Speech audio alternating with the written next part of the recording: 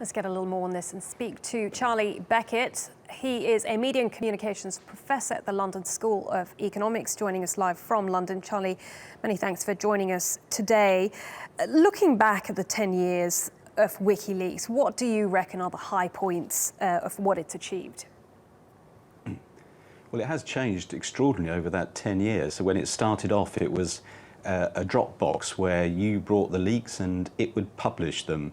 And then there was that high point when the Chelsea Manning leaks, when we found out extraordinary information about American military operations in Iraq and Afghanistan.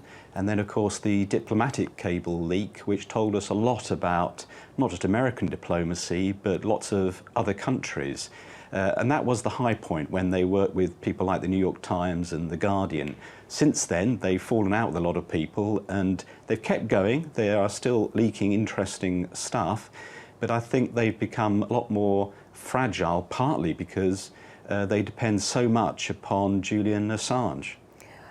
As you say, it has faced quite a lot of criticism more recently, that it's being manipulated by politicians, allegedly serving the interests of Donald Trump, some would say. Again, Julian Assange announcing today that more information to come out regarding the US election. Do you think that's fair? Can we accuse WikiLeaks of politicizing the spread and release of information? Well, they've always been political in a big sense, in that Julian Assange believes you should reveal the information that shows you how powerful countries like the US operate. What they've done recently, though, is getting much more precisely political. He's obviously targeted, for example, Hillary Clinton, and he, in a sense, there may be an element of revenge here, that she hasn't been particularly kind to WikiLeaks or Julian Assange in the past. And this is very disappointing to liberals in America who previously were quite sympathetic to WikiLeaks, but now he appears, at least by default, to be helping Donald Trump, and that's confusing people. Today he said that WikiLeaks would continue to survive without him. Can it survive without him, do you think?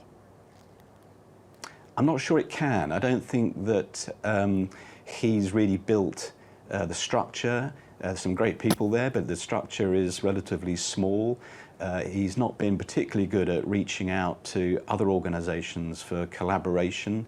It's very much all about the big scoops, isn't it? It's got to have those big leaks, and recently it hasn't managed them particularly well. So I think, today with this kind of showmanship of saying, hey, we're going to do something big in a few months, it's a bit strange. It sort of feels a little bit desperate.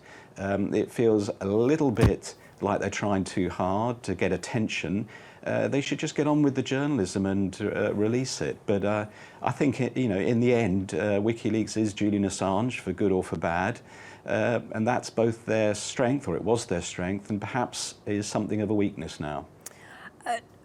Finally, how much impact does revelations by WikiLeaks still have? Because there are a number of competitors now doing something similar to what they're doing.